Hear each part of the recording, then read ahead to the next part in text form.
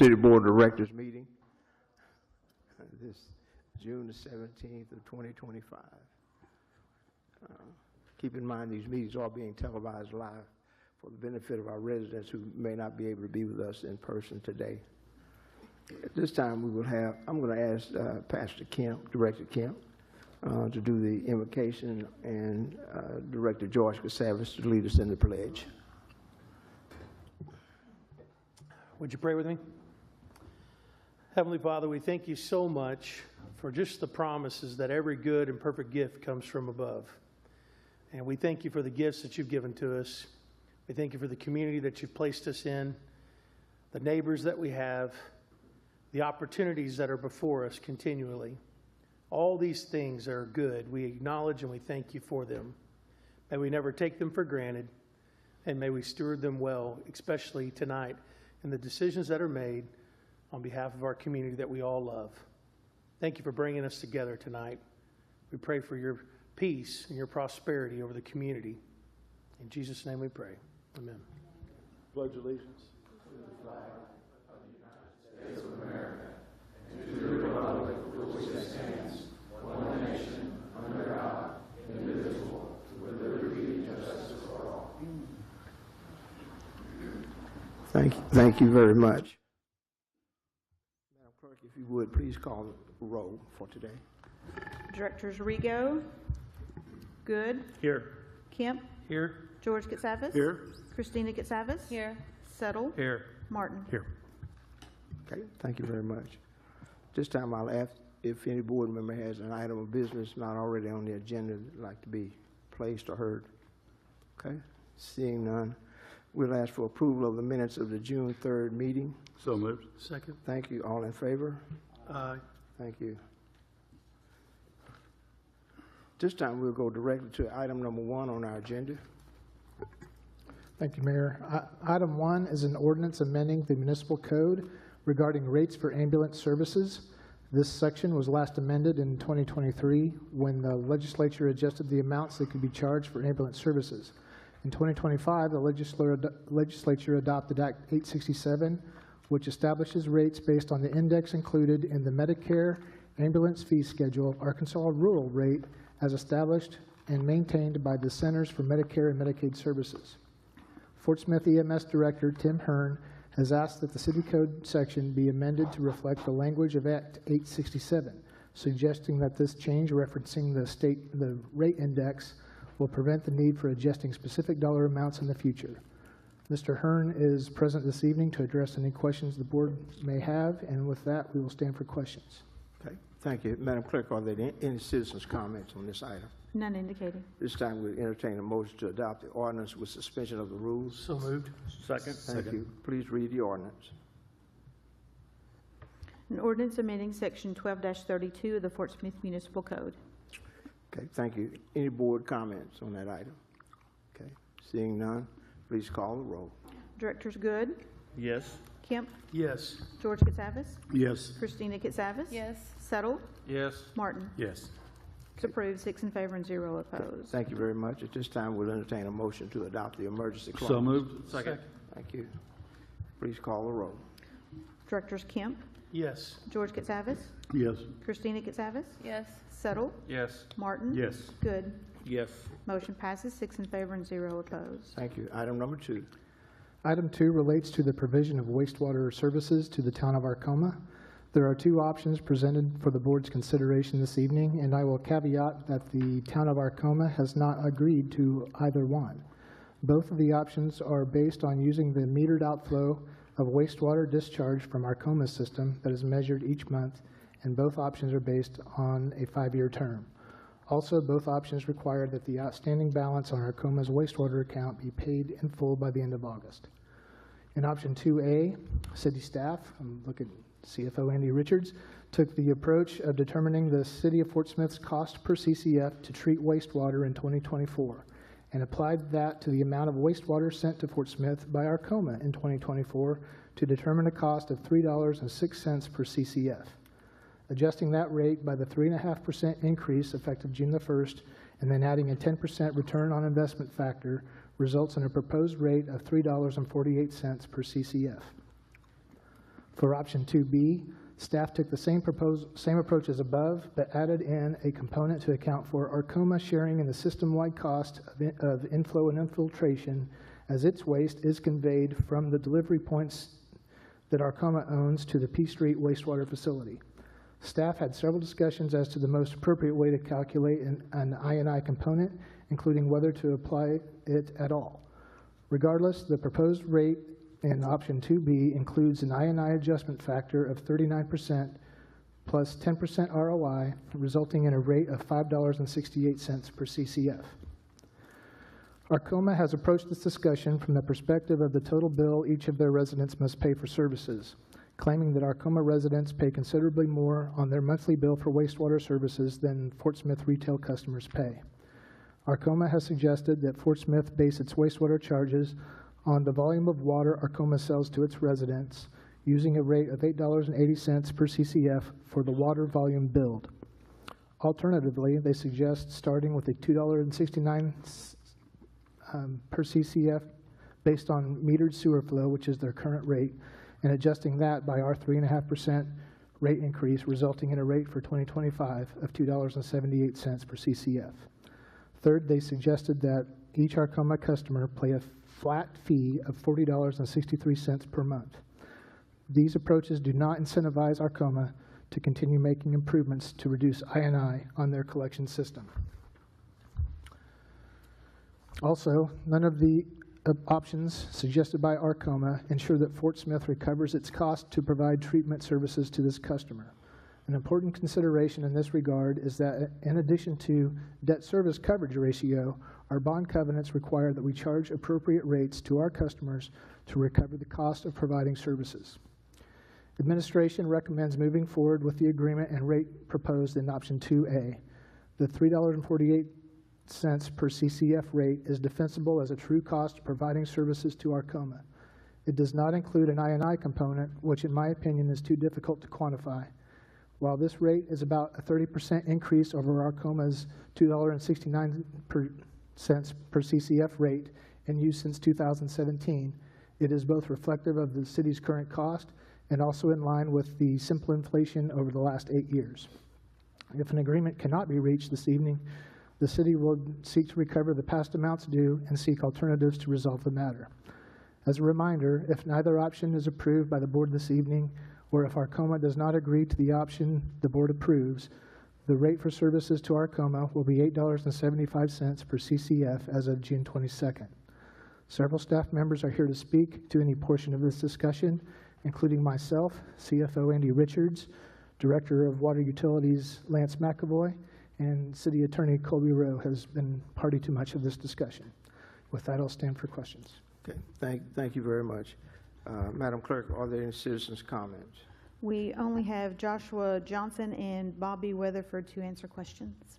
Okay, thank you for being here, gentlemen. This time, we will entertain a motion to adopt either item 2A or 2B. So moved. Which one? Which one? For 2A. Okay. Okay. And did we have a second? I'll second. Okay, we have a second. Okay. This time we entertain comments from the board. Yeah, I have Okay. Director George DeSavis first. Jeff, when did you say that their past due balance is due? When did the agreement provides that it would be paid by August the 31st. And the amount was? The current amount, I believe, is $149,720.95. And if they can't pay it, then what? That will be an item for further discussion. Maybe what? That'll be an item for further discussion. I mean, it's owed and due and payable. Is that the agreement they haven't agreed to? They have not agreed to any of these agreements. Okay, what happened to the developer that was going to pay off their past due balance? That might still happen, but my understanding is that developer wants to see one of these agreements in place so that they are assured that there's wastewater services to provide.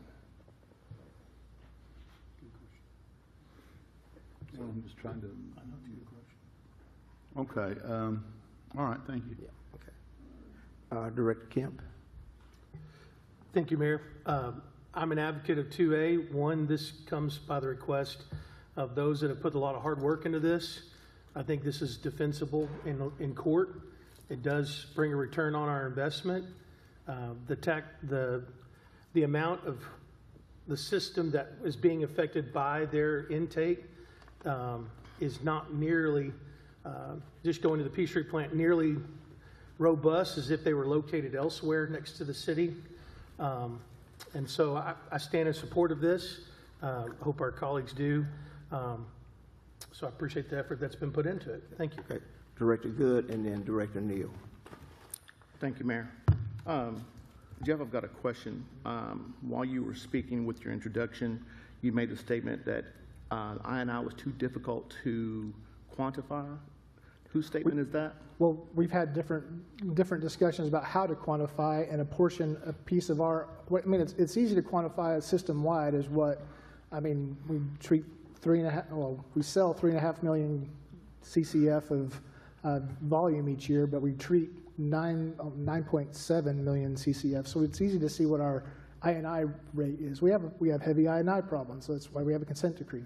But when it comes to identifying a specific portion of that to assign to a wholesale customer like Arkoma that's using a significant but relatively small piece of that along one side of town, how do you apportion that flow to them? And so we've had different ideas of how to calculate that. The 39%, Andy's going to have to explain a little bit better as to how we settled on that number, but it is reasonably attributable to Arkoma sharing in our I&I problem at an apportion rate that matches the use of their system. Okay, just a couple of comments. So, you know, I am supportive of A instead of B. I do realize that the I&I problem is a problem,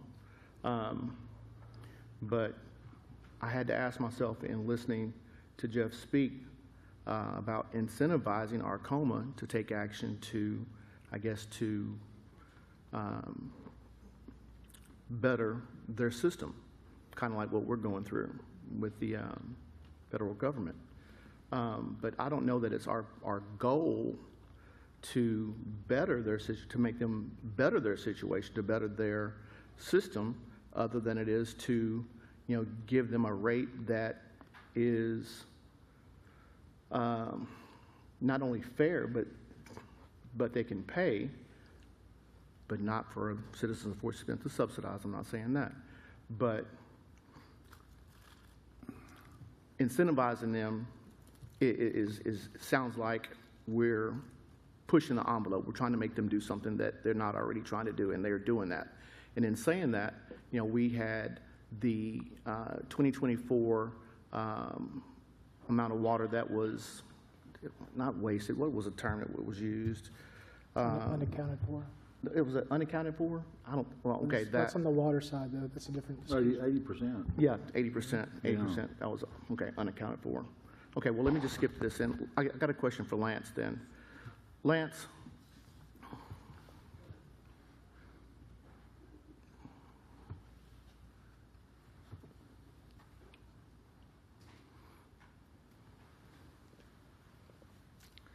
so I'm trying to get an understanding here of how these measurements are done. So how is the measurement done if is sediment and things in pipe taken consideration when we're talking about the amount of flow So normally, and how things are measured? right. Normally, large amounts of sediment, it's suspended, so you have all sorts of suspended solids. Some will be sand that will be settled out in what we call a grit chamber, but toilet paper can be suspended solids. So if it's sediment in the pipe, it's usually there because it's so heavy it's settled out, and that's part of our cleaning program that we have to do as part of the consent decree. So it really, all the sediment does is it actually restricts the amount of water we can flow through there. It doesn't. Would it have an impact on the reading is what I'm getting at. It would not have an impact, it should not have an impact on the reading unless you have sediment buildup in the flow chamber itself. There are ways to get around that. You can do a grit and sand chamber ahead of that. That was something that actually Arkoma had brought in 2023 as a possible solution if they were having that issue. We do not have that issue in our flow meters because we have them set up not to be impacted by sediment. Okay, the reason I ask, I had a conversation with Vice Mayor of Arkoma, and he let me know that in times where they did a flush in their system that their, I guess, what they were charged decreased. And I was just wondering if it had anything to do with maybe capacity or how things were measured as far as wastewater. I'm not familiar with why Okay, that would have happened. we can call him. I know at one point in time they were working on some manholes. We did allow them to, for a few days, bypass the flow meter because they had to stop the flow to replace the manhole, and they went in directly into a city manhole. And that was actually scheduled with us for a period of, I want to say it was about 2 days. They let us know when it was happening. They let us know when it was done. Normally, if you flush a system, if you put a large flow through it, you will see an increased amount of flow, unless you are somehow exceeding the flow meter and it causes it to not register properly. So you flood out the actual device itself and it kind of shorts, but it doesn't short out. They're made to be wet, but it doesn't give the distance to provide the proper flow. Okay. Okay, I might circle back around. Thank you, Lance. Okay, thank you. Director Neil Martin. I was a little surprised to hear the recommendation from city administration because I don't know if I've necessarily heard that being advocated before. So can we kind of talk through how we decided on that? Because I've seen 348. I know we've talked about it, but I've seen 348 as being the base rate, and then I have calculations that show 595, 568. What caused us to settle on the 348 number? It has been a learning curve in terms of determining what components to figure into a rate when setting rates. And I'll defer to Andy on the numbers specifically, but through the different variations of this, we have continued to refine and make sure that we are including the correct components. One of the major differences between this number tonight and the number we spoke about even last week at the study session was the removal of the debt service component from our list of costs, because as we determined through the rate setting manuals that return on investment, that ROI factor, is intended to cover that interest on debt service. And so putting that also in the list of expenses essentially double counts for that amount. And so that's why this number has been reduced from the number we saw last week. But we're confident that, number one, that this covers our cost. It covers our covers our cost for treating the water. It covers our cost for the interest on debt service, and it also accounts for our 3.5% increase because these numbers are based on 2024 usage and expenses. So in looking at the numbers in our packet, and Josh, if you could go to page 11, just so everybody's on the same page, the only difference, or the difference here, is the I&I factor. Is that correct? Yeah, that's correct, yes. And that I&I factor was the 39% that they lose, or that is lost going from the meter to Peace Street. Correct. And we're not, the recommendation is to not charge them for that. Correct. My assumption my determination coming through this is that is a hard number to quantify, and we're not 100% sure we're quantifying it correctly. We have a good number there to attribute to that. I think we can explain how we got there, or at least Andy can, but that number is not as solid as the cost to treat the water. My assumption is we charge Fort Smith residents that I&I factor. We do. I mean, as part of the retail rate, yes, sir. Okay, so there's a difference. There is a difference. Fort Smith is charged, Arkoma is not. Mhm. That's odd to me. I'll let some other directors. Okay, Director Settle, you're next. I think I was next. I'm sorry, Director Christina Casavage. Lance, on option B, we're allowing for a peaking surcharge. Can you explain to everybody what a peaking surcharge is so we're all on the same page, and start by telling me, do Fort Smith residents pay that? They do not pay a true peaking surcharge. They pay for the INI, which is what we've Okay. discussed. So everything that comes into the plant has to be recouped through the rates for all users, all retail users in the system.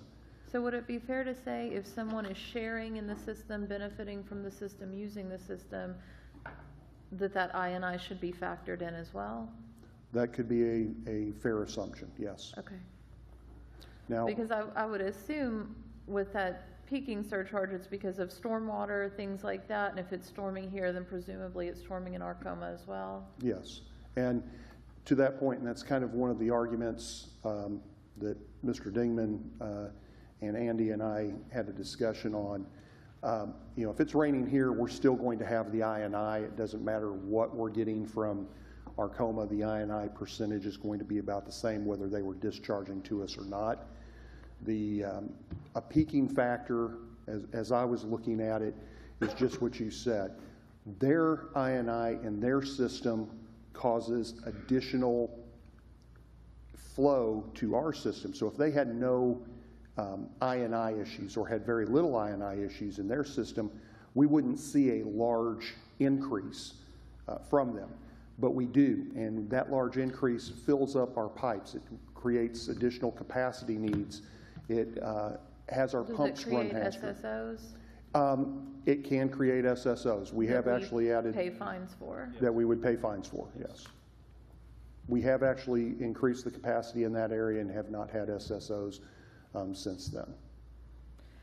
Okay, you know, looking at this, it looks like about 80% loss. I mean, Arkoma needs a plan to fix the infrastructure. I would like to hear from someone from Arkoma about, you know, assessing your infrastructure needs if you have a plan. I know you received a $400,000, I believe it was a forgivable loan in August of '24 for wastewater upgrades and improvements. Is that correct?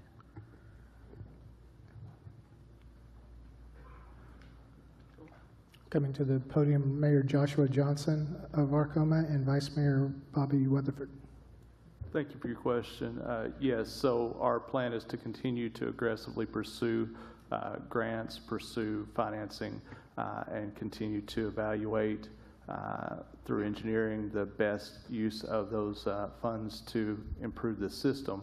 I will reiterate through either of the options that you were presented tonight and through any of the options that I would personally recommend, it is based on the metered outflow, which means that whether our INI is 10% or 90%, you're charging for every CCF that we're flowing to you. To Lance's point about peaking factor or additional flow, I'll remind the board our conversation last week. We are, again, 1.27% of your volume in total. So I don't believe that we are creating any significant changes in flow regardless of the weather. For P Street specifically, we are less than, you know, our monthly outflow on average is less than 1 day of process for that plan. Do you have a plan in place? I mean, have you used that forgivable loan to, you know, I So think the it was most- for oh, camera pardon. inspections, things like that, to create a plan to address? Yes. I mean, honestly, I'm surprised you're not under a consent decree with this, your system in the shape it's in. I believe Mr. Weatherford has spoken to that point previously, and while you know, we acknowledge that our system is not where we want it to be either, on a per capita basis, we have been able to put more into the infrastructure over the last decade than even what Fort Smith has with, you know, your renewed efforts as well. So that may be a factor. I won't speak for the DOJ or, why that would be the case, but that could factor into that. As far as the work done, the most recent project, just for clarification, ended or completed earlier this year. It was actually a $1.2 million project, replaced a number of manholes, several thousand feet of line, and actually put in, while we weren't able to install a grit chamber for the meter at that point, we were able to put a basket to catch heavy suspension out to try to improve the accuracy of that meter so that we didn't continue to see elevated flows in there beyond what was actually flowing through the meter, so we could get a more accurate read for that. You know, I've said before, I'm not unsympathetic to the people of Arkoma. I know it is hard for them to afford an increase. It's hard for our residents to afford an increase. What I'm unsympathetic to is a system that's not adequately addressing their needs, a system that has put them into this position. And so I think that's where we've got to have a plan in place to address that loss. I agree that is and continues to be the highest priority for Arkoma. I would say, and Vice Mayor Weatherford can back me on this, that the conversation that we have had, and I understand that your board in recent weeks has spoken about this a lot more than you probably want to as well, but our water and wastewater in the time that I've been a member of the board has been the largest and most time-consuming, energy-consuming, and thought-consuming part of our entire town. So yes, it is absolutely a priority. It has been a priority since either of us have been on the board. It's been a priority, I believe, before that, but I'll only speak to our time there. And it continues to be of our highest priority. In fact, that is one of the primary objectives that we provided for our acting city administrator when we brought him on, was to help tackle our water and wastewater issues. So yes, I think by all measures and metrics, you can see that we have made active and intentional progress in trying to work on that. The results aren't where I want them to be. They're not where I anticipated them to be with some of the projects, but the effort, the continual effort, and the continual plan is there to keep working on this system regardless of what happens here today. That doesn't change. Okay, thank you for your time. Director Settle. Thank you, Mayor. Lance, come on down. You're the next contestant. Lance, how many CCF of wastewater did Arkoma send to the city of Fort Smith in 2024?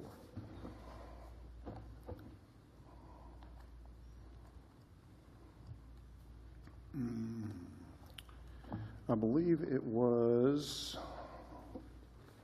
in 2024.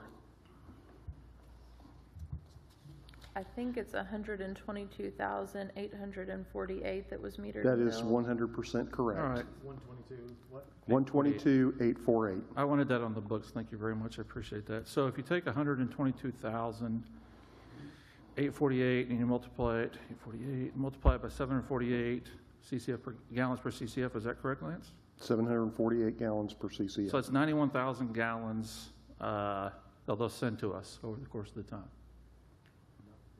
91,809, 91 million, sorry, 91 million, Okay. sorry. Divided by 605 days is 251,000 gallons. I think if we're going to do anything here, we should not get a 5-year. We're incentivizing them to keep a lower rate and come back to us 5 years and ask for another lower rate. We're going to incentivize for people to go build in Arkoma because the rate's lower. They're not going to address their problem. Why not have them give them 2 years and say, go build yourself a $500,000 pilot plant, wastewater treatment plant, and your own, or contact Procol or another city in those towns. I would not do a 5-year, first of all. It's up to the board to decide. I'd keep it 2 years at max and then tell them they need to go find something else, because here's my next question for Lance. Lance, if I take a pin and I drop it at the Peachtree plant, and I take a line and I go all the way to Arkoma and I draw a half circle all the way to the city of Fort Smith in the middle of town and north side of town, what's the difference between Arkoma, anybody in that circle getting the 358? Because you've just justified 358 for everybody in the city inside that circle. The difference between that is actually twofold. One is the citizens, the retail users in Fort Smith, are paying for the majority of the system. So But- to your point. Yeah, but no The difference. second is we have to be able to pay to treat it. We have to also meet our debt service coverage. But there's not a direct line from Arkoma to P Street, is it? That is correct. There It's is not a going through direct line. it's going through our pipeline, right? Correct. So the Dollar General there at Y and Wheeler is going to pay more than the people 100 yards the other direction, right? Based on what their water usage is, yes. That's my point. If it's good enough for Arkoma, it should be good enough for every citizen in Fort Smith. And we've already heard them say they're going to sue us no matter what. So in my mind, we should go full rate and then let the courts decide. I'm sympathetic, but I'm also sympathetic to the 91,000 citizens of Fort Smith that took a 167% rate increase, that voted in a sales tax to consent decree, that voted in another sales tax so we can do the consent decree for 30-plus years. It just did it. I'm sympathetic for the 875 to the 9-something, the 10-something, 11-something. I'm not sympathetic to the 4-something and a 3.5% rate increase year on year after that for 91,000 gallons. You're not incentivizing them to go solve their problem. Either they should go make their own treatment plant or contact another city to take care of their sewer and get their water needs. That's how I'm at. So I'll be a no. Y'all can talk about it, but to me, you're not incentivizing them to go solve the problem. 25 miles of pipe in their city? Is that about right? That's if I remember what they told me. Yes, $500,000 is not that much. I get that, but neither is what, any business in the city does. Neither does Ream that has a lot of employees, or, Pernod Ricard, or Graphic Packaging, or Mars Pet Care, Dixie, Gerber. They all have employees. They all pay the $875. What's the incentive for, why shouldn't they get a cheaper rate? If it's okay for one, it should be okay for all. I understand, but to me, 5 years is way too long. 1 year, 2 year, and tell them you got 2 years to go figure something out, you're going to pay this rate. That gives them time to come up with a solution. That's kind of where I'm at. I appreciate the talk and the information. I wish we had this 10 years ago, or 2013, but I get to have an I&I problem, but it should be, we're all in this together, or we all get the same rate together. Just real quick, you're saying 875 for 2 years, or what, 2 years? If y'all want to go the 848 or 5-something or whatever, then you should make it a 2-year only. Okay. I would not do a 5-year and then tell them, you got 2 years to come up with another solution. Okay. Director Christina Cassavis. So we've been charging, is it 263, 269? 269. How long have we been losing money? I mean, how long has it been costing us more than 269 to provide the service? I don't know that answer. That was voted in February 19th of 2013. I mean, have we always been losing money on this? I don't know. We'd have to go through, he'll have to go through the math every year and decide. So in 2015, the board passed rate increases on all sewer users, and that did increase Arkoma's by the same percentage that we did retail rate inside the city. Our CFO, Mr. Richards, did a very quick calculation from January of 2017 until the end of 2024, I believe it was, and calculated CPI for each year. So if we had increased the sewer rate by CPI each year on Arkoma, it would have come out to be about 850, 852, somewhere in that range. 350, I'm sorry. Thank you, Mr. Dingman and Mr. Rowe. 350. So if you look at that, we have not kept up with the CPI on inflation since then. So it is possible since 2018, whatever the inflationary rate was, we were losing compounded throughout. But that's just speculation on my part. So, we've talked a lot about not wanting to subsidize Arkoma, but it seems to me we've been subsidizing them for quite some time. Is there any mechanism that allows us to recoup that, other than just our 10% ROI? Which is mainly for reinvestment back into the system, if I'm not mistaken. That is correct. If we've been charging an established agreed rate, whether it was set in a contract or the board-approved rate, my opinion would be you can't go back and say, we need to recoup more money. Even since the time the contract's been expired? Well, yes, because the city continued to bill the established rate that was passed by the board. I mean, you can't ask for more money than what your rate was established. Okay. Okay, that's all. Thank you. Any more questions or comments from the board? Director Good? Just a comment, or comments. So, I was looking at my water bill, my utility bill. Only have average 3 to 4 CCF usage. So my bill is normally around $70, $75. And I'm looking at an actual utility bill for a resident in Arkoma. Our sanitation rates are about the same. There's a $16.73, ours is $15.89. The difference that I'm seeing is in sewer, where I paid 23, this Arkoma citizen is paying 79. Where my average water bill is 75, theirs is 178.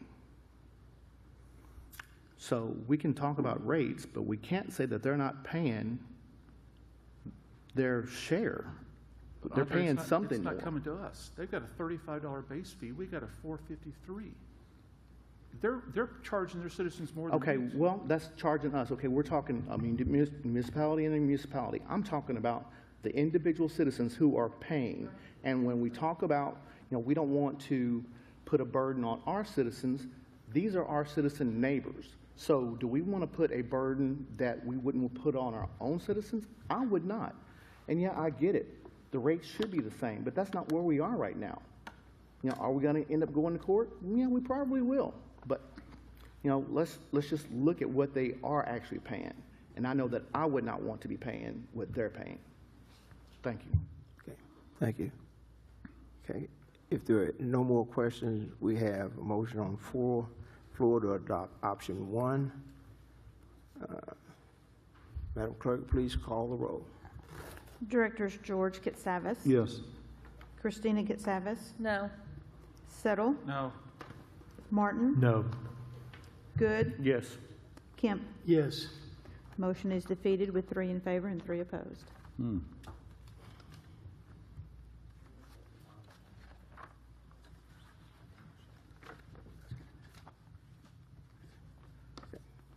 Okay, thank you. Is there another motion to be made? I'd like to make a motion for 2B. Okay. Second. Okay, is there any discussion? Please call the roll. Directors Christina Katsavas. No. Settle. No. Martin. No. Good. No. Kemp. Yes. George Katsavas. No. Motion is defeated with 1 in favor and 5 opposed. Thank you. We'll go to any questions. We'll go to item 3. Item number 3 is an ordinance amending a previous ordinance to correct an error related to the parcel number for 1504 Belle Avenue. Director of Neighborhood Services, Sean Gard, will address any questions about this item.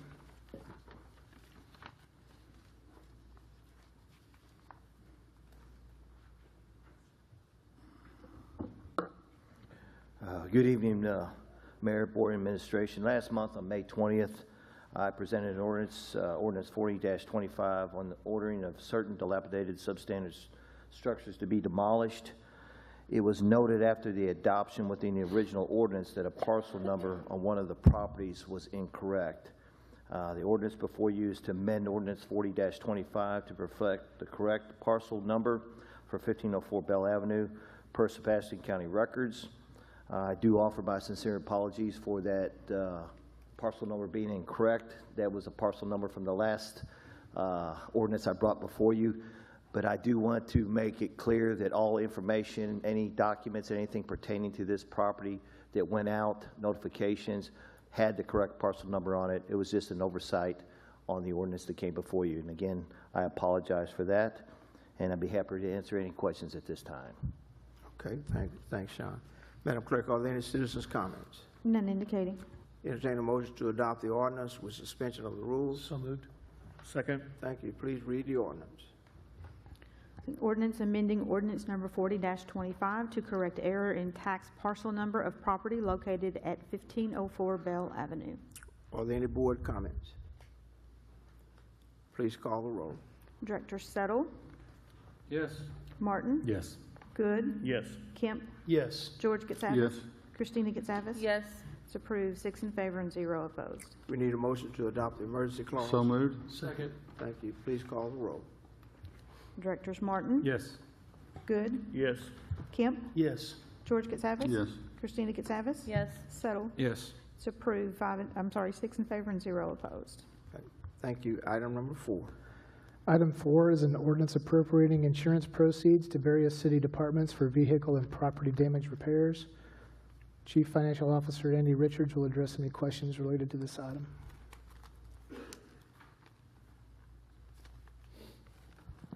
Good evening. This ordinance is for appropriation to appropriate the insurance proceeds that we've received over the last several weeks for various vehicle accidents and related weather incidents that we've had claims on. So we've received about $135,000 for different claims attributed to different departments. And so we're just asking the board to appropriate those revenues so that we can let the departments make the repairs to the damaged property. Okay, thank you. Are there any citizens' comments? None indicating. We need a motion to adopt. So moved. Second. Okay. Any board comments on the item? Please call the roll. Directors Good, Yes. Kemp, Yes. George Katsavas. Yes. Christina Katsavas. Yes. Settle. Yes. Martin. Yes. It's approved, 6 in favor and 0 opposed. Item 5. Item 5 is an ordinance regarding personnel authority of the Board of Directors over heads of city departments. This item was placed on the June 17th regular agenda after being briefly discussed at the June 3rd meeting. The ordinance drafted at the board's request places the responsibility of hiring, disciplining, and terminating department heads, deputy city administrator, fire chief, and police chief upon the board of directors. With that introduction, I'll turn the discussion to the board. Okay. Thank you. Let's see. Madam Clerk, are there any citizens' comments on this item? Yes, we do have 3, the first being Chris Cadelli.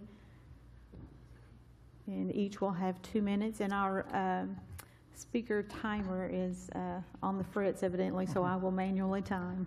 Ms. Cadell, if you don't mind, Director Christine Katsavas. No, I just put my. I got you. Okay. Okay, you're welcome. Go ahead and continue, sir.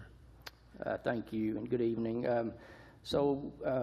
I had an opportunity to read Director Christina Katsavas's Facebook post, a really good post in my opinion, regarding this proposed ordinance, and I certainly agree with and appreciate her assessment of what's happening in city government. My concern would be how this would work in practice. The board currently hires and fires for the positions of city administrator and the director of internal audit, the former being filled in an acting CA capacity right now, and then the latter being vacant for over a year. We've heard nothing to indicate from the board, or at least I haven't, that the board has even begun to, search for a new CA. The recent attempt to fill the director of internal audit ended in an embarrassing debacle. As a concerned citizen, I would like to see the board prioritize the filling of those 2 very important positions. Beyond that, I hope the 4 members that are proposing this, I hope they vote for this tonight and begin a robust collaboration in the review of each of these department heads and eliminate any toxic environment that you so well described in your post. So yeah, I kind of hoped, I think we're at a point where maybe some change might be a good thing, and I hope that passes tonight. Thank you.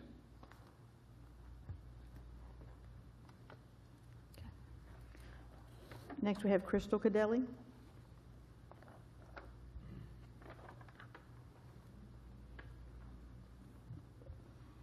Good evening. I want to echo what Chris said. You know, I appreciate Christina's proactiveness and breaking it down for the residents to see. You know, I'm cautious when I say that I want to give the board more power, and I say that because we still don't have an internal auditor, which is the person that holds the departments accountable. So, you know, that gives me a little pause that, you know, if the board cannot hire an internal auditor or even post the job in a timely manner, you know, how are they going to hold the leadership accountable? The other thing that I want to mention is, as much as I think Mr. Dingman is a very nice man and always very cordial, there seems to be some protocol that was broken with the hiring of the internal auditor, which caused the city embarrassment, cost us money for court, and it seems that there really hasn't been much accountability with that. So the board is in charge of hiring and firing the city administrator and any sort of, you know, job performance reviews. So I would, you know, I would highly encourage that to be addressed. And then just, like I said, I appreciate tonight the hard questions that Neil, Kevin, and Christina asked about the Arkoma water. They were good questions, and it's the type of leadership that I would like to see on this board, really diving into these issues and coming up with solutions that's going to be best for the citizens of Fort Smith. Thank you. And last, we have Sandy Sanders.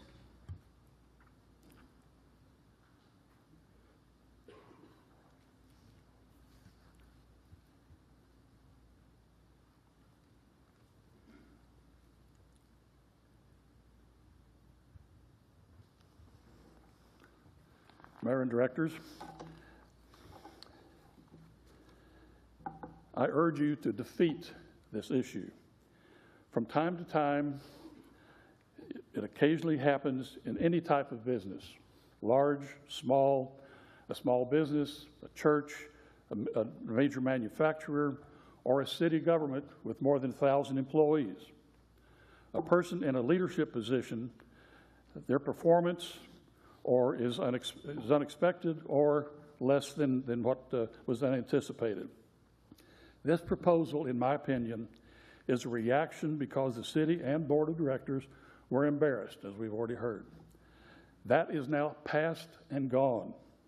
All city departments have become much more complex than ever, and that includes personnel management.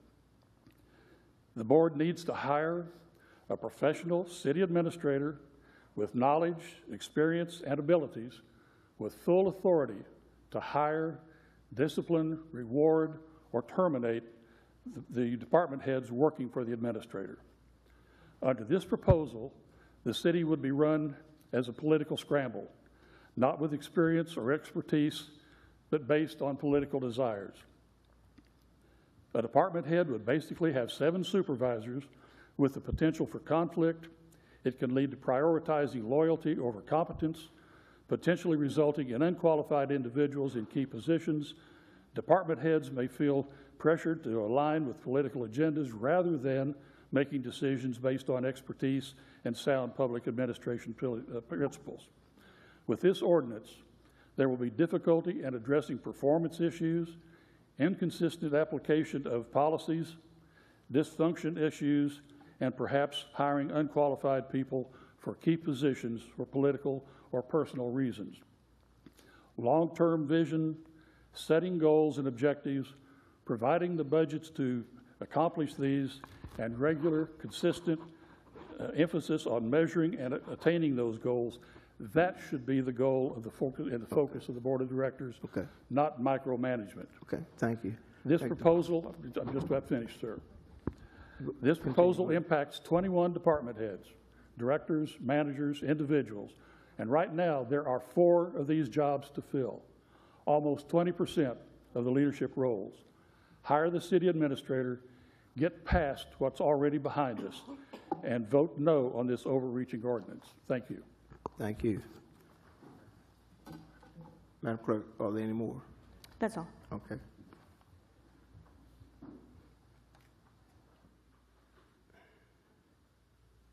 Okay. At this time, we would entertain a motion to adopt the ordinance with suspension of the rules. Second. Okay. Madam Clerk, read the ordinance. An ordinance regarding personnel authority of the Board of Directors over the heads of city departments. Okay, thank you. This time we'll entertain comments from the board. Director Christina Casavage. So, I've been advocating for this for about 2 years, and that's been, since I was elected and I got here. And one of the first things I did was, when I was elected, was I went around, I met with every department head in the city. I wanted to get to know everybody, understand how their departments worked, build a culture of communication and collaboration. And it really stands out to me, one of the department heads, which he's no longer here, but he said, "I will meet with you now and I will never meet with you again." He said, "Because this makes me uncomfortable. I'm going over my boss's head," which was Carl Gefkin at the time, and meeting with my boss's boss, and he said, "There's repercussions for that, and I'm just not going to do it again." And I said, "It's fine." He wanted to record our conversation, which was, really just kind of a meet and greet, but I saw the fear that he carried with having any sort of relationship with a member of the board. And, I believe it should be the board and the department heads working together against our problems, not an us versus them mentality. And I think that has really taken root in City Hall, because we have had a concentration of power, and we had someone that wasn't afraid to wield that power. And, there was retaliation and people feeling like they were silenced. We don't just end up in these chairs. People vote to put us here, and what I'm wanting to do is set a new standard of leadership. State law allows for this. Fort Smith's own governance history shows we've exercised this authority before. Arkansas 14-48-117 says, "To the extent that such authority is vested in him or her through ordinance enacted by the board, he or she may supervise and control all administrative departments, agencies, offices, and employees." So that's to the extent the board grants that authority. It is ours to do what we see fit with. And I understand, the concerns about the hiring with the auditor. I would say that when the whole board was made aware of the situation as it stood, we acted very swiftly. Within 2 days, we had reversed our decision, and so I think that does show that we have the ability to come together and work together and act quickly. For me, this isn't about micromanagement. It's about checks and balances. The city administrator would still, maintain the day-to-day operations of things, but, just for example, if we've got, say, our PR guy, if he's being pressured to put, I'm not saying this happened, this is an example, but if he's being pressured to put a statement out that he doesn't agree with, he can't say no, because his job's going to be on the line. His ability to provide for his family is on the line unless he puts out the statement requested by the city administrator. And so, I've understood that there was a real fear. My goal is not to come in and fire everybody.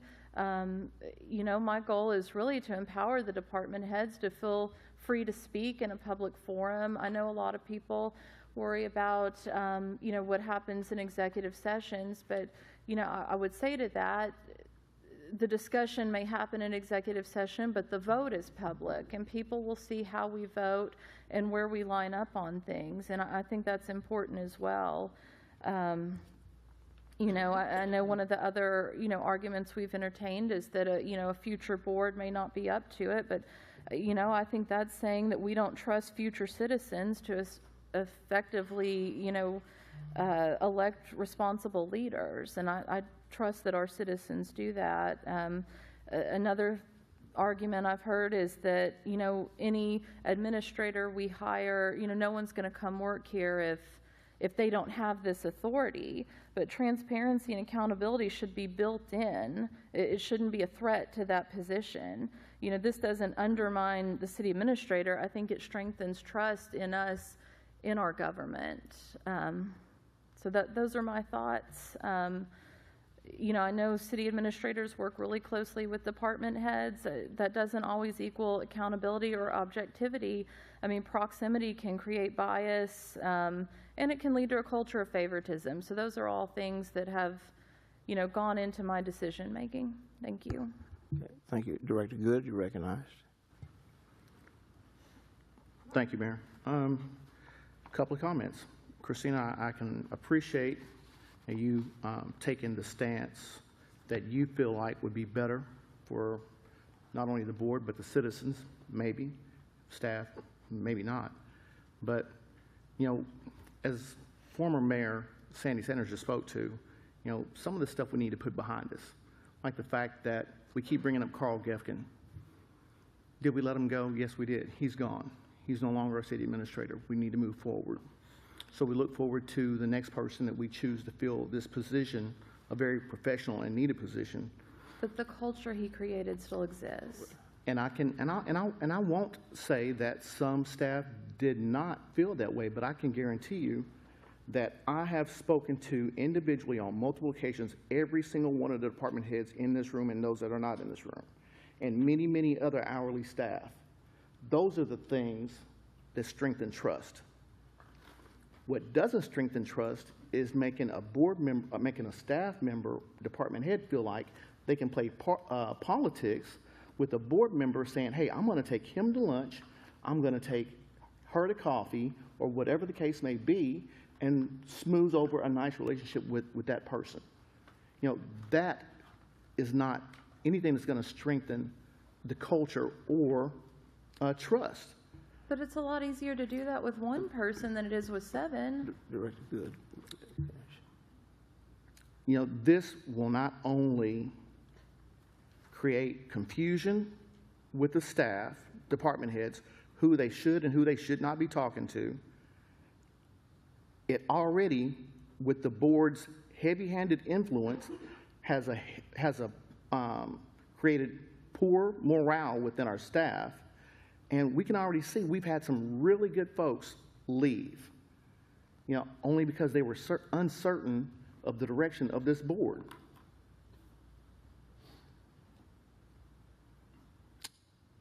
That's all for now. Director Savage. I would just say that speaks to the toxicity that's been created. It speaks to the us versus them mentality. What I'm wanting to create is a collaborative culture. No, I'm sorry. You interrupted me, so. Sure, go right ahead. When you say that, the us versus them mentality, who created that? Was it staff? No, Was it department Carl. heads? Who? Carl. Carl, and again, Carl is gone, and if we weren't happy with But his Carl, we effects could have aren't fired gone. Carl. The effects of Carl aren't gone. Director Savage has. I understand. I don't want to talk about him anymore either. I really don't. But the effects of this are still here. They're still present in our city government. And I've talked to department heads too. I have a good relationship with department heads.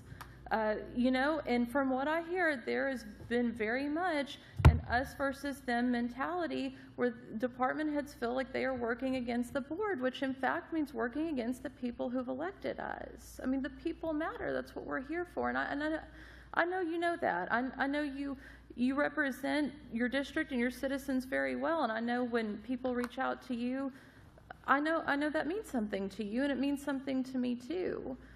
I would just say the idea that all of a sudden department heads are taking 7 of us out to coffee or lunch, it's a lot easier to cozy up to one administrator, and that's what we've seen. We've seen that. We have evidence of that. So that's what I'm trying to avoid. I mean, that's the exact opposite of what I want. I want department heads to be able to come and speak freely, and, you know, Lance does it.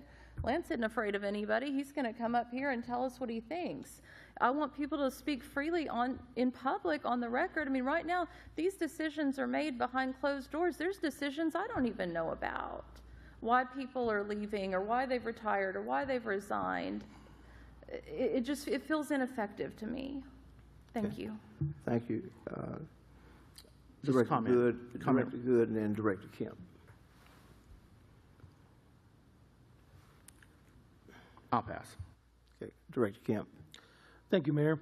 I will start with saying I wish this was a study session item before a regular meeting item. But I know that when I voted for this, and I've explained this to the many phone calls that I've had, I saw it as an opportunity potentially that evening to express a vote of no confidence with the current HR director. That since has sorted itself out, and I don't think that the board should run from hard questions. I think we should have difficult conversations without being difficult people. And so I welcomed this, and I do welcome this conversation this evening. I thought it was interesting for me because I thought this could potentially be and can be an emergency conditional policy when there is something egregious that happens in a situation where the board with a supermajority on that rare occasion could intervene. Specifically, if you have an acting city administrator, that person is trying to dance this little tightrope of where they can show themselves to be effective, but being careful to not do something. I thought it was interesting that fear sort of trickled in immediately, which tells me we have a lot of work to do within our staff culture, because it was odd that it was, well, we'll be terminated. Well, no, the board has not terminated anyone. Even in the most recent situations that we had walked through, no one had come out here with a motion for termination. So I don't think that's the spirit of this board. And I also thought it was interesting that no one thought that this would protect them from being fired. What if you had an administrator letting go a department head and we all thought, golly, that person was the rock star of the cause, and then the board could prevent that from being a political decision from an administrator standpoint. I mean, to act as if no politics happens with an administrator being that person is naive. And so I do think we're not being honest if we have that disposition. I do share goals with communication, collaboration, the us and them mindset. As a new director coming in, I have witnessed those. I've had fresh one-on-one meetings, and I had those conversations that seemed to say that we should work on this. All that to say, I think that these things that could be addressed in other ways, and the one thing I want to point out to us is that we already have a pathway to make our wishes known as a board, and we can do that through votes of no confidence. I think that's important. I know one department head that I met with said, you guys already have this ability. If the board comes out and says, you know, we make a motion for a vote of no confidence and that passes, I mean, that's a pretty telling sign. I do think there is some discussion in the future for an annual review of the city administrator by department heads telling us as directors how that administrator's doing, or also an annual review for department heads to hear from their subordinates for the administrator to hear about. And I also feel that the budget discussions, the board was left in the dark. I sat through a budget hearing where there was no discussion of new items for the new fiscal year, and that has led to confusion, and it's the us and them mindset, because they think, well, you guys didn't know, but you should have known. But we can fix all of that. I think those are things that administration should fix. I think this is an ongoing conversation. I'm not prepared to vote in favor of this tonight. I don't personally feel that this is a direction at this point where I feel comfortable to do. But I also don't think this is a moot conversation. to me, we need to be talking about these issues. I mean, what has already just been brought up needs to be big wins for our staff. And we need to find a way to get rid of that us-them mindset, the communication, the collaboration. Those are things that I would like to see improved. That's where I'm at this point in juncture. Thank you. Director Good. Thank you, Director Kemp. Comment on your comment, big wins for staff. Big wins for staff are big wins for the board and for the citizens. Because if our staff, the professionals in these roles, aren't making the decisions, and you have a director who barely has time to read over our packets every week and ask questions, when did we vote on that? When did that get approved? And we can't remember what we did 2 years ago. We need that professionalism. If we're trying to make those decisions based on what we know right here and now, we're missing out on a whole lot of information and data that we just don't get that these professionals do. So that's the win for staff. That's the win for these folks out there. That's the win for us. Let me go to Director Neil Martin, and then I'll come back to you, Director Kemp. You know, I get a chance to talk to students at schools. I'll go to Carnell, I'll go to Sunnymead, you know, some homeschool groups. And we talk about form of government. And we talk about, in 1967, the city of Fort Smith switched over to the city administrative form of government from a mayoral form of government. And it's interesting, when you look at 1967, and it was 15 years, 16 years later, we got hit with our first administrative order through the ADEQ, EPA, DOJ, whoever it was. That's really interesting that happened that way. You know, and it's kind of made me evaluate the form of government conversation that has been on people's minds, and you know, that I've thought about a lot. I will say this, and I think I got some of the same calls that Director Kemp got. I received a lot of what I would consider wise counsel, not from you know, my neighbor across the street, or these are CEOs of companies in Fort Smith that said, don't do this. And folks, CEOs that are in the same scenario that we're in here, is we've got a CEO and they have a board on top of them.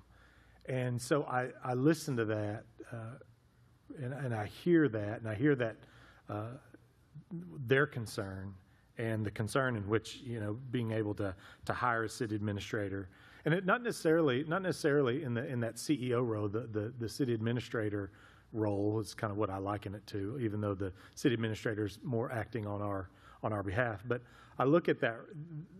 One of the things that was said to me, it's not only how it affects the hiring of that position, but it's also how it affects every one of these folks that are out here, and how they operate in that environment. And so I listened to that, and it was I think that's something that I think the board needs to hear about and think about in terms of what that means from if we were to make this change. I think it's pretty significant in terms of what it could potentially do. But I at least wanted to share that that's the kind of the communication and feedback that I've gotten, just unsolicited. I wasn't seeking it out. They sought me out and shared that with me. So I just wanted to share that with the board. Okay. Who was next in the queue? Director Good.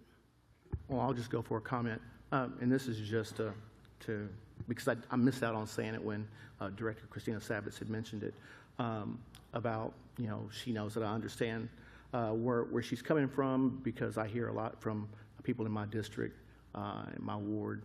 But I just wanted to put that out there that, you know, not only do I hear from people in my district and my ward, you know, I hear from even more so from people outside of my district every day, you know, citizens that have issues and that they want to be heard and they want to have input in the process. So I just kind of wanted to put that out there just so no one would think that simple ward directors only talk to people in their ward because we don't. Okay, thank you. Any other comments from the board? Director Kemp? Thank you, Mayor. I would just answer Director Good's question to me about big wins for staff. When you talked about the professionalism of the staff executing things, and I agree, and I would define that as we're sitting here talking, that policy put into practice with excellence is a big win. But that involves all the levels of this form of government. We set big, audacious policies and goals and ask for vision for the direction for the year. When that goes through the administrator to the department heads and is put into practice with excellence, that's a big win. I think at any other point, there are wins, but the big wins are when we establish the vision, the priorities, the expectations, and then we see that trickle all the way out. So that's my framework for what a big win is. Okay, Director Settle?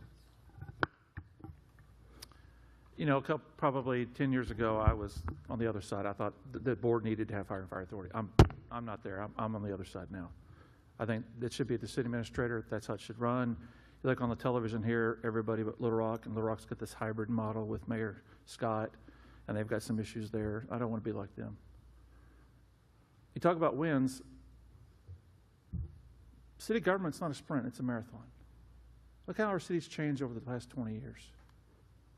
Look what's in front of us. The future's in front of us. F-35s are coming. Foreign countries are coming. Visitors are coming. Manufacturing is growing. Healthcare is growing. Medical college is booming. That happens because a stable board puts good governance out there. Roads are being built. Parks are being built. Trash is being picked up. Water is being delivered. Sewers being taken care of. A robust transit system. Our department heads are doing an excellent job. Thank you very much. I appreciate all your hard work. Thank you very much. The future's in front of us. And how we deal with that is how we can deal with it. Are we going to try to take a U-turn and go back a little bit? Or are we going to keep plowing forward, and what has got us there? I look at the F-35 project, and we fought so hard to get it, and it's coming. I mean, Greece was here. Who thought of that a year ago? Poland's already on tap. And we're seeing what's happening in the world today, and that F-35 mission is going to be huge.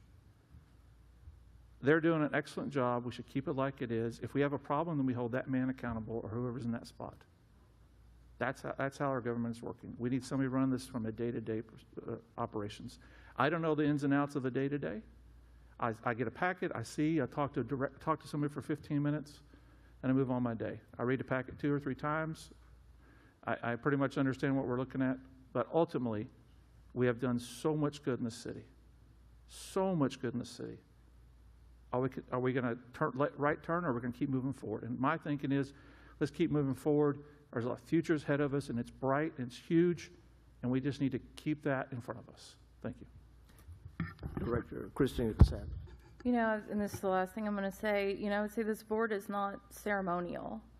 We are here to make decisions. We should be accountable. The reason a lot of those CEOs and things like that don't want this is because they like the ability to pick up the phone and call the administrator and bypass the board, which effectively just makes us ceremonial.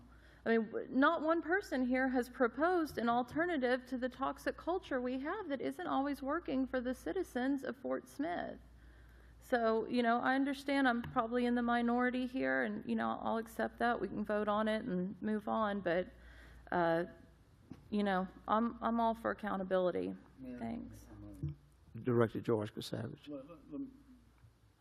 Let me ask you all a question. Would you change your mind if we left the Fire and Fire Authority with the city administrator, but it would take concurrence of the board?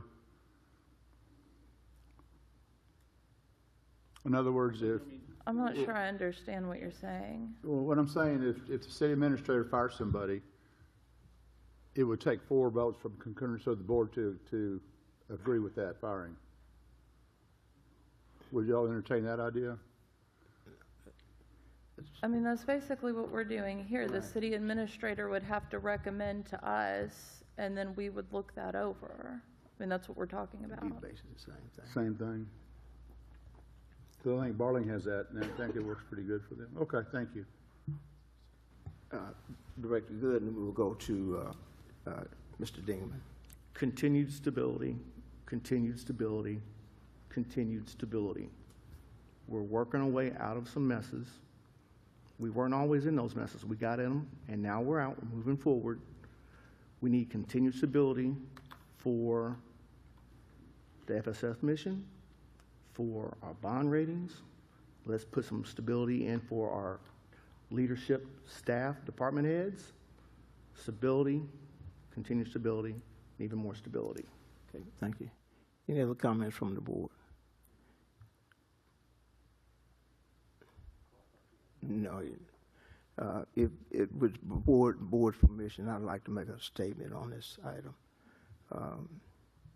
Fort Smith has done extremely well over the last 6.5, 7 years, referring to my time sitting in this seat.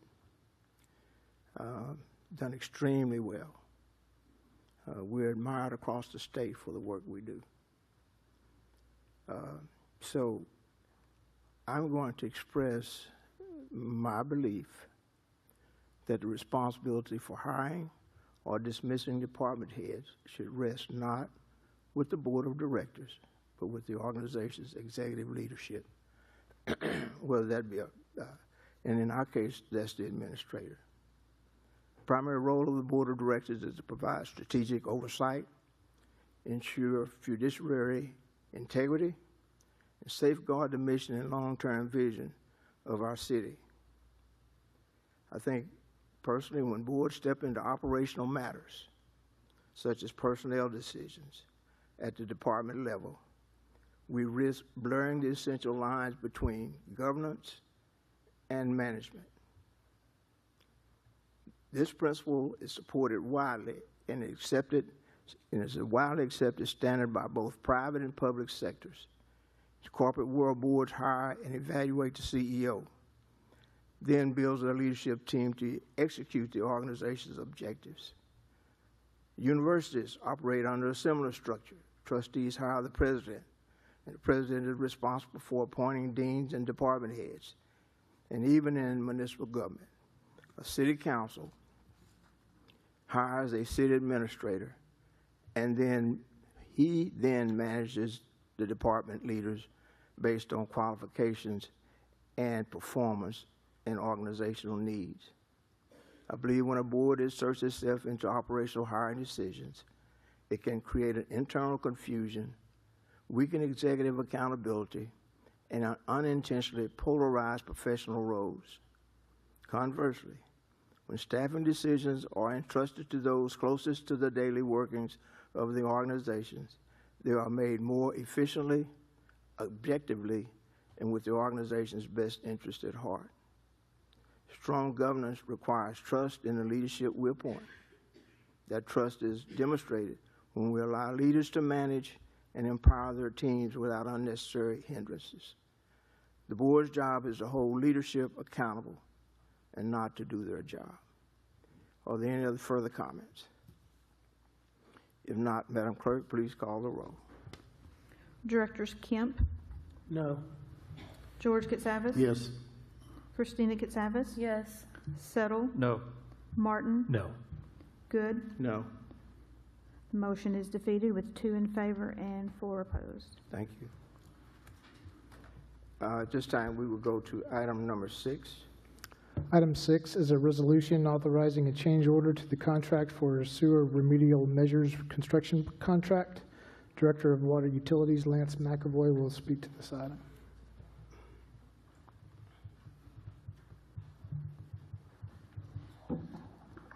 Good evening again. November 19, 2025, you approved a bid for Forsgren. Wait, hold on. Can I ask the question? What's today? Today is June 17, 2025, right? So November 19, 2025 is should have been 20. in the future, and I'd like to know how you got that bid. Well, I mean, if you're that good, what's the lottery number? He's a forward thinker. you know, I wish psychics worked that way. I just want to make sure. Thank you. So, It was June 19th, 2024. Thank the board approved a bid for November Forsgren. 19th, 2024. November 19th, 2024. Board approved the bid for Forsgren in the amount of $8,231,278 to repair approximately 3,794 linear feet of 8-inch pipe, 200 linear feet of 12-inch pipe by both line replacement and pipe bursting. While they were doing some of the work, they came on pipe that actually had degraded to the point it needed to be replaced as well. And instead of waiting, digging up people's yards and waiting to replace this, they came to us requesting a change order. Of course, all change orders are approved by the board of directors. This change order that we're requesting is in the amount of $235,067.75, and it adds 60 days to the project. This is a consent decree project. This will give us additional linear feet. That's one thing that the EPA and DOJ is looking for, is how much work we are doing. And I would recommend approving this, and I'll stand for questions. Okay, thank you, Lance. Are there any citizens' comments, Madam Clerk? None indicating. Okay, need a motion to adopt? So moved. Second. Thank you. Any board comments? Okay, if not, please call the roll. Thank you, Lance. Directors George Katsavas? Yes. Christina Katsavas? Yes. Settle? Yes. Martin? Yes. Good? Yes. Kemp? Yes. It's approved, 6 in favor and 0 opposed. Can we get the packet updated? Thank you. Yes, he'll correct that. Thank you. Thank you, Director Settle. This time we'll go to the consent agenda. Thank you, Mayor. There are 5 items listed on this evening's consent agenda.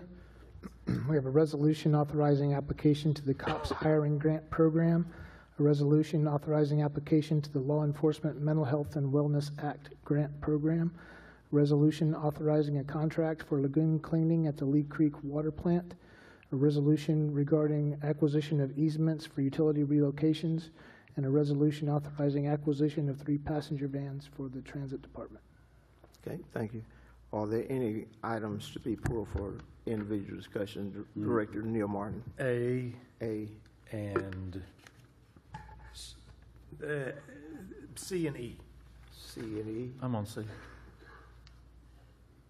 Okay. Any others? Okay, we'll go to A. Yeah, Chris or Chief, is there anything different about these officers versus? And I mean I know that there's they'll be working on violent crime, gun violence, aggravated assault, but what's the difference between them versus another officer? There would be no difference. How would you allocate them, like in terms of when you put them to work? I mean, are they going to be working a beat? Are they going to be? They'll be more incident specific, Okay. data driven. Be focusing on specific problems that we're seeing. Okay, and I think I looked this. So it's $78,000 a year, not that entire 290, or not the entire amount all in one year. It's spread out. Yes. Okay. And 75%, 25% match. Okay. And it's 5 officers, right? Yes. I'm for this. I'm not saying I'm gonna get this. I just want to share this with the board. We had our audit committee meeting last Thursday, and one of the things that you'll hear, because I'm going to make a motion for a special meeting next Thursday or next Tuesday on our study session. But one of the things you're going to hear is the large general fund expenditure in '25. So that includes carryovers, that includes purchase of the building, it includes some other things. So we've got to be very, very careful with general fund money. Not saying I'm going against this, I'm just wanting everybody to hear it at the same time, that our general fund is going to be spread pretty thin in '25. So this item, the item on E, for, I think those federal transit dollars, the match in terms of the transit dollars. It's going to come out of the general fund. And they made a point of calling attention to that deficit in general fund in '25. So I just want everybody to be aware of that. Okay, thank you. Okay. Any more questions? What's the next item? C? You want to go see? Yeah, go see.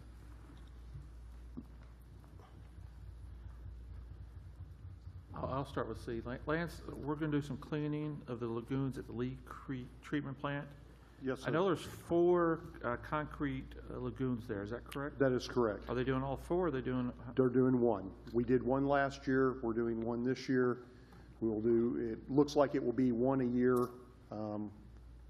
Why is it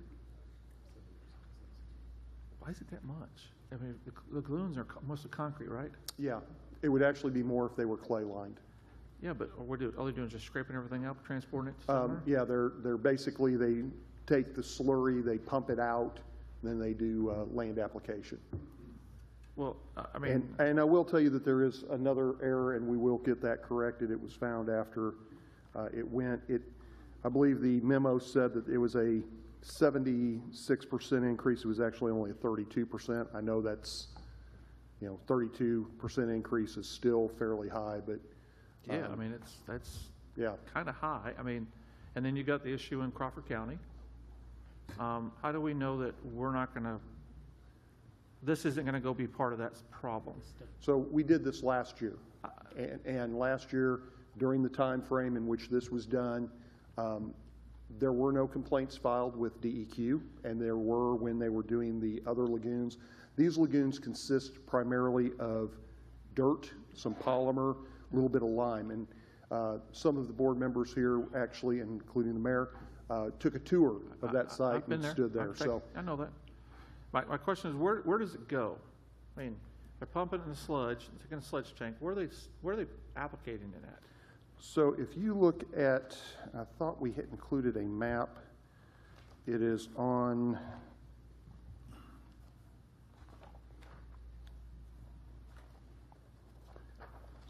well, maybe we did not. Maybe that was a map that meant to be included.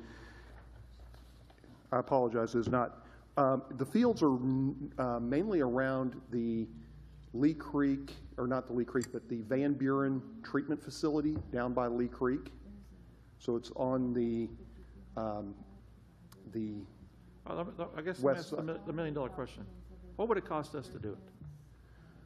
we would have to purchase land to land apply, and we would have to get the permit and the equipment, and that's where the cost. Just like we did with striping and painting, it was, well, it's cost too much, finally got the numbers, go, hey, we need to do more. So my question is, what would it cost us? We will investigate that. I think that'd be something to do, because at $350,000 times every year for 4 years, I think we could probably pay for the equipment. Mm-hmm. And I know there's land, because it's called, we can find land. People would be probably loving to have some of this stuff, so. Kevin, is this the same Denali that dumps the sludge over Yep. in Van Buren? Yes, sir, it is. Yep. Yes. It's a different product. I'm not I know, but discounting same that. company. Same company. So I also had a question here, and maybe you addressed it, I'm not sure. I'm not done yet. You're not done? No, go ahead, finish up. 70% increase, 76% increase from It was 32%. 32? Yes. But it says because of periodic rain? So that's a not to exceed amount. We actually, they had rain, so they actually had to pump out the rain, kind of like an inflow and infiltration, had to treat it. They had to remove that, and that had additional cost because of the hauling and the pumping. Is it any more than normal periodic rain? Yes, it was much more than normal periodic rain. Okay. For those months. And that's why it was actually scheduled for those months, is because those tend to be drier months. Okay. So we would not have that additional cost. Okay, sorry. I didn't mean to interrupt you. I was giving you a hard time, but I finish up. That's it, that's all I got. So, Lance, my question is, when they do this, do they empty it out and pull the water out, and it's just a sludge in the bottom, they scrape it with a bulldozer or something? And They're sucking out most of the sludge when they're doing the slurry, and then they do use a small track, like a bobcat. Yeah, to get. that's what I'm saying, just something simple, scrape the bottom. Yeah. And they probably have what, a tanker, and they do a couple loads and, It's several loads. It's more than, I mean, it's. but I get that, Yeah. but, I mean, we're not talking, 1,000 loads, we're probably talking No. something less than 50 probably. Yeah. Okay. My board is, I'll vote for this tonight, but I think there should be an action item that we see what the cost would be, because you got Lee Creek, you've got Lake Fort Smith, Which will be in next year's budget. and then you got Mazard, right? Mazard Mazard, does not. those two, so Mazard and Peace Street, right. those actually have solids handling Yeah, at that's the right. plant that makes a filter cake that you do not want to eat But that we type have of we have cake. lagoons at both water treatment But plants. the lagoons are at the treatment plants. So maybe the question for the board is, do we save money in the long run if we do it ourselves? I guess that's my ask of Lance and the team, Okay. to start looking at and maybe cost it out. We'd be happy to do that, sir. Okay, thank you. Any other, let's see, go to item E. The only thing, E, was related to what I talked about in A, and just general fund pressure. Okay. So just be cognizant of that. I know that $313,000, it's 80%, 20% of that we pay for, which is about 62,000, I think. So just be mindful of that. Okay, Board. thank you very much. Madam Clerk, are there any citizens' comments? Yes, on item 7C, we had Gary Emery and Scott Walker to answer questions, but we also have Joe Elskin to speak. Hi, just mostly I looked over Denali stuff, and it looks, it's a big company, nationwide, but I was concerned that there's just one bid, and that nobody has said anything about or explained why we just have one bid for this. Good question. Is there any, okay, and of course, I was, I put my name in because of the 76% increase, and I was wondering if there could be some questions about that. It's I know it's 32. 32. 32, yes. I know it's 32, right. But, a second dump site needed, and due to rain,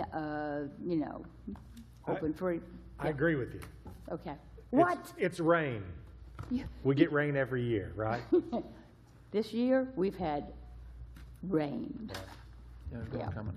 And humidity, and yes. Okay, well, just worried about that. Thank you. Thank you, Joe. Neil, you want to ask Lance why we don't get bids on this? Well, I think it was in there, wasn't it? Didn't it say something about, they were, I'm assuming we put it out there, and they were the only one to bid. Is that correct? Really? I mean, is there any other company that does this? No, they're the only guys that do it. Sounds like an opportunity. I'll get in the, Lagoon treatment? I'll get in the lagoon treatment business. Martin Lagoon treatment business. So last year, we actually did have two bids for it. The other one was, I want to say, and I'm going by memory, it was double what Denali's was. So they were the low bidder last year. This year, they were the only bidder because most people just look at the size of the project and it wasn't, is it worth it? Now, Lake Fort Smith is going to be a much larger project, but these are actually considered small lagoons, and they were the only one that bid.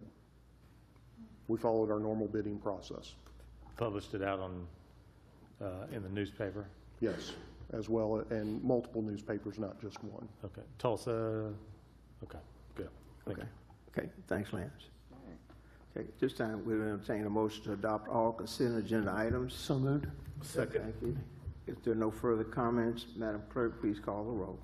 Directors Christina Getsavis, No to C, yes to the other ones.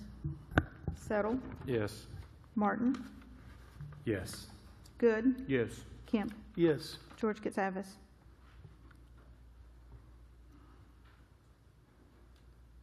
Yes, and no to Z. Okay, motion passes with 6 in favor and 0 opposed with all items, with the exception of item 7C, which is 4 in favor and 2 opposed. Okay, thank you very much. This time, we'll go to the officials forum. Due to the hour, I will pass and go to Director Neil Martin. We'll come this way. Yeah, I got a couple things. I would like for the board to be notified or receive some kind of notification on every FOIA request that comes to the city. I think there's things that don't always make it to us. I'd like to know what is a concern of the citizens. I don't know, does that require a vote, or does that require, or putting that to the board? That wouldn't require a vote. Okay. They just I do mean, it. I would like that on an ongoing basis. So one comes in, or 3 come in this week, I'd like to know about them. I think it's important for us to know about it. Would it, I don't need to know that we fulfilled it and this is our response. I just want to know what those things are. Who was it? and Who was it? What was it about? Just a summary, executive summary. Yep. I think I want to circle back around to something George Katsavis said when we were talking about Arkoma. He talked about water.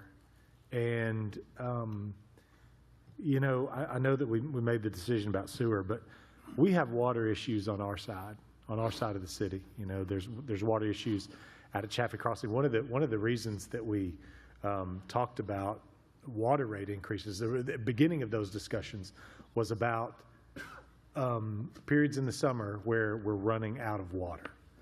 And if we're allowing nearly 200 homes in Arkoma that will be using our water, I think we need to be really mindful of those types of developments, and you know, maybe making sure that we are addressing our own needs in terms of water before we, you know, we need to address our own needs with water. I think that's the first thing to say. So I think we need to be cautious about some things that are happening outside the city where we are providing water. So that's what I wanted to have for that. And then lastly, like I mentioned earlier, I'm calling for a special meeting after or before, whichever one, before our study session next Tuesday on June 24th for a board review of the aquifer and to also hear the recommendation from the audit committee. Does it have to be a board meeting, or can it be a study session item? It needs to be, we're trying to get it approved before the 28th of June. So you need to talk about it and then approve? Yes. Whatever it is. That's why I Okay. calling it a meeting. So what do I need to get that on the agenda? Just need 4. Just need 4. I'll second it. I'll second. Okay. Good. We got 2. Kent, settle. All right, that's all I got, Mayor. Okay, thank you. Director Settle? Mayor, no, I'll pass tonight. I think we've got a long agenda tonight already. Director Christina Casares? You know, I'll say I'm a little disappointed with the vote tonight with the hire and fire to maintain the status quo. You know, we talk a lot about how wonderful things are in the city. That's not what I'm hearing back from people. You know, we're sitting here telling people how charmed they should feel like their lives are, and people are struggling, and we need to pay attention. We need to pay attention to where people are at, because that's something that sows distrust in the government, is when we're telling people you've got it good and they're saying, hey, we're struggling to get by. So, you know, meeting's over. I'm going to let it go and move on, and look forward to working with you all next week. Director George Casares? Nothing, Mayor. Director Kemp? Yes, thank you, Mayor. The board received an email this afternoon after I'd confirmed with Colby Rowe that we could do this, and I wanted to bring it to your attention. If you haven't got a chance to look at it. But I would like to make a motion for an executive session on July 8th for the board to interview candidates for the internal auditor position. I'll second that. Okay. Has that been scheduled with them? I Are they asked- available? I've asked Miles if he felt that would fit, and it was fitting for the top candidate that he kind of refers to there for us. So obviously, we still need to confirm that, and I'll have to report back to the board. But I wanted to get something on the calendar to get us moving. So is that all we needed there on that for just 1 second, Ms. Sherry? The other one is, I'd like to make a motion in a future study session. I don't care about the date. I'd let administration pick it. But a future study session for a discussion about the corporate review annually of a city administrator and department heads. Corporate review, what does that mean? An annual corporate review. You know, we talk about this improving our culture. There's never any sort of annual discussion about what is right, what is wrong, what is confused, what needs to be clarified, ways to bring unity to staff. I mean, every organization I've ever been a part of, we have an annual review. I'd love to have a discussion where as a board, we can discuss from a policy point of view, what administration would do, not us, but instructing some sort of discussion around what are our expectations of an annual review. I think we already have provided for quarterly reviews. Not, my understanding is the only ones that have an annual review are the fire department and the police department, that we don't hear.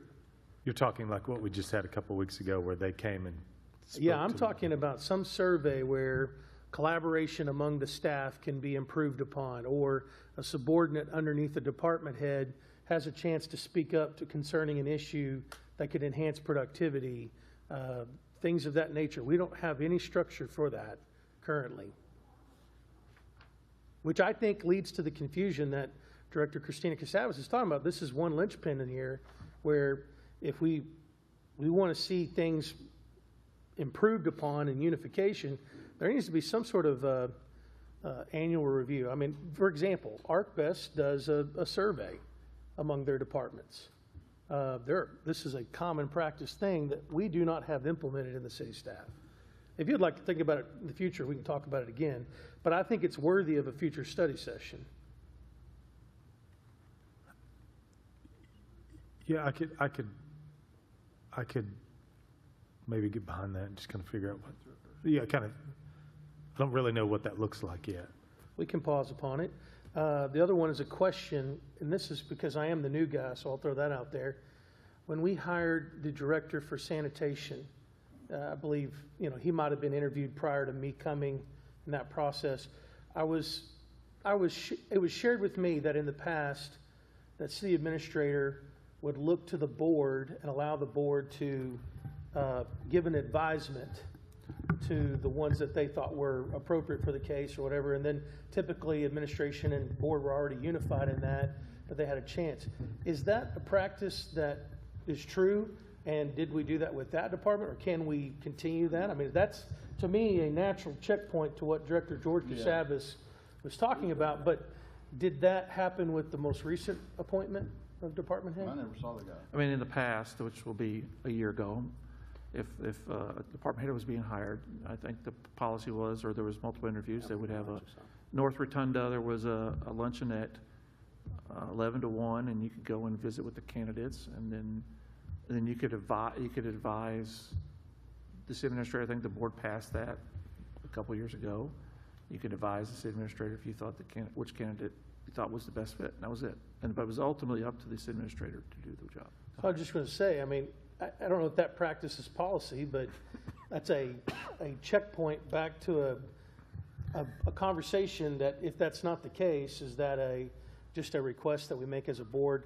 Those are things to ponder and think about, because I do think it fits the discussion that we had tonight. That's all I have. Okay, thank you. Director Good? Nothing, Mayor.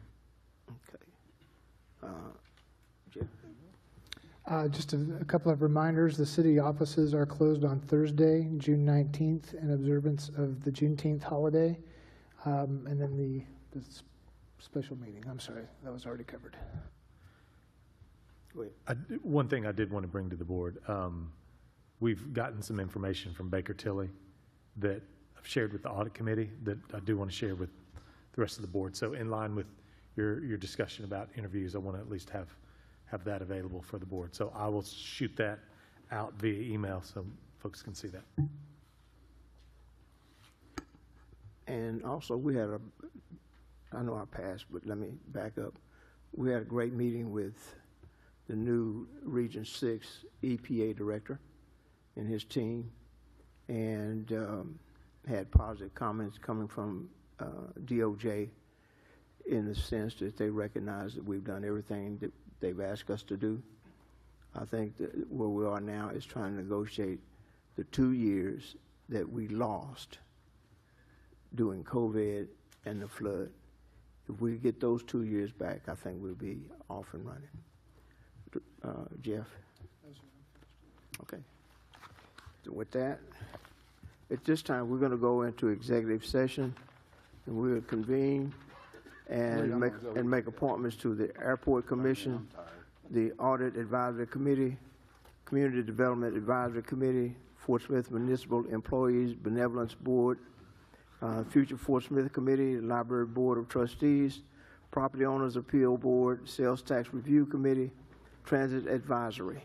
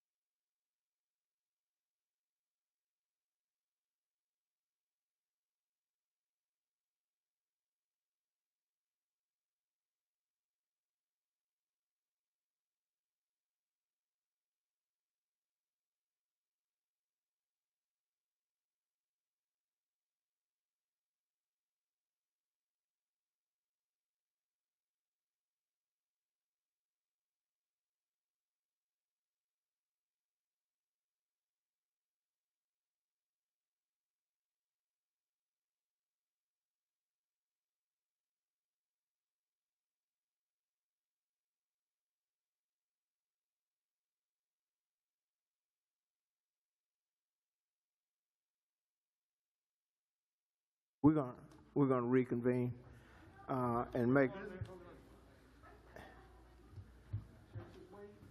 Sheriff says wait.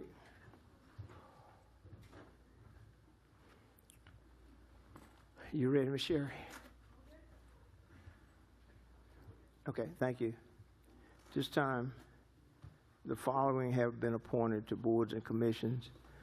Airport Commission, Britt Hagee. To the Audit Advisory Committee, Mr. LaVon Morton. To the Community Development Advisory Committee, Thomas Bankerski, I guess. To the Future Fort Smith Committee, Chris Cheney. To the Library Board of Trustees, Sandy Sanders. To the Fort Smith Municipal Employees Fund Board of Advisors, Lieutenant Dewey Young, Darrell Clark, Maria Miller, and Rhonda Hayes. Appointments are made. Let's see, the Property Owners Appeal Board, Megan Rayner. To the Sales Tax Review Committee, Amy Whittington, Lee Easley, and Michael Johns. And to the Transit Advisory Committee, Melissa Bixby and Melissa Woodall. This time we'll entertain the motion to adopt all appointments. Second. Okay, all in favor? Aye. Opposed? Okay, if there's no further business, motion to adjourn. Second, please. Thank you.